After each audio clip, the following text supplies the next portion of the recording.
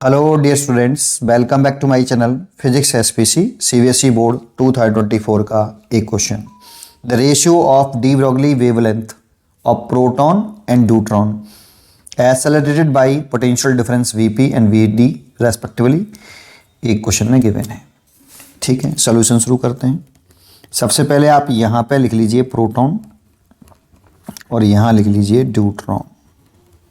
ठीक है, इसका सिंबल होता है 1H1, इसका सिंबल आप 1H2 बना सकते हो। तो इस पे जो चार्ज है प्रोटॉन पर वो E हो गया, ये 1 एटॉमिक नंबर है। इसका भी 1 है, इसीलिए इस पे न्यूट्रॉन पर चार्ज E हो गया। प्रोटॉन का मास mp मान लीजिए और इस न्यूट्रॉन का जो मास है वो 2 टाइम्स ऑफ प्रोटॉन, ये 2 है, तो 2 टाइम्स ऑफ प्रोटॉन मान सकते हैं। ठीक है, अब इसमें हमें एक कहा गया है इसका जो पोटेंशियल डिफरेंस है वो Vp है, इसका पोटेंशियल डिफरेंस Vd है, इसकी de Broglie wavelength lambda p और इसमें लैम्डा डी, और गिवन है यहाँ पे डी ब्रोगली वेवलेंथ का रेशियो कि lambda p upon lambda d is equal to 1/2। इसका इसमें मल्टीप्लाई, इसका इसमें मल्टीप्लाई, तो lambda d is equal to 2 times of lambda p. एक इक्वेशन तो ये हो गई, ये गिवन है हमें। ठीक है, अब हमें बस केवल फॉर्मूला याद होना चाहिए। क्या? तो देखो डी ब्रोगली वेवलेंथ जो होती है ये H Planck constant, universal Planck constant divided by momentum होता है, लीनियर मोमेंटम, या ऐसे भी लिखते हैं H upon m into velocity. अब लीनियर मोमेंटम का और काइनेटिक एनर्जी का रिलेशन होता है, काइनेटिक एनर्जी इक्वल टू होता है p² अपॉन 2m, ये रिलेशन। तो यहाँ से अगर मैं p मोमेंटम निकालूं तो 2m इंटू काइनेटिक एनर्जी, ये रिलेशन।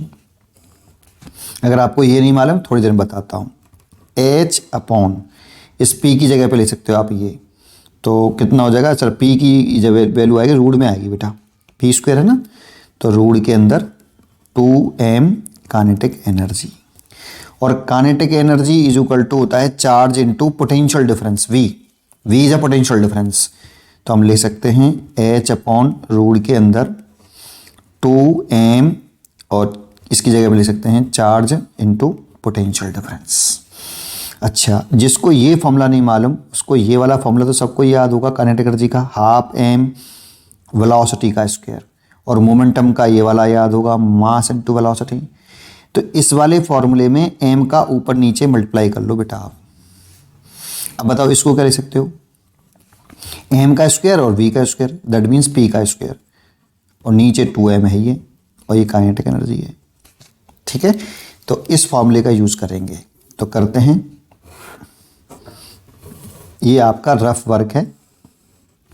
ठीक है, तो मैं सीधा लिखता हूं कि वी नो दैट, यहां से सोल्यूशन कर लो, कि जो डी ब्रोगली वेवलेंथ है लैम्डा वो universal constant 2m charge into potential difference, और यहां रख दो बेटा।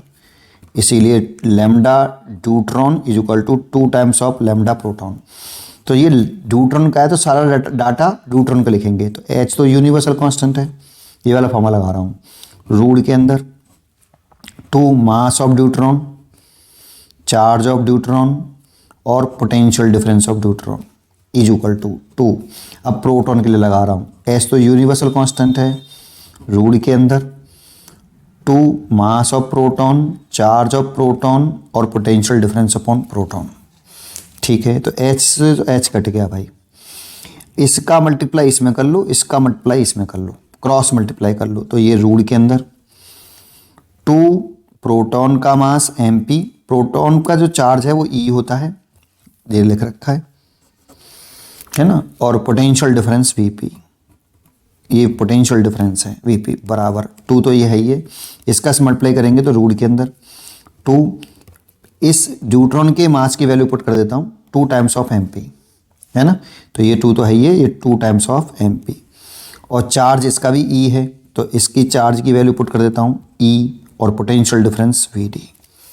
अब बोथ साइड का पहले स्क्वायर कर लो, रूट से रूट नहीं, ऐसे नहीं कटेगा, squaring on both side, on squaring both side.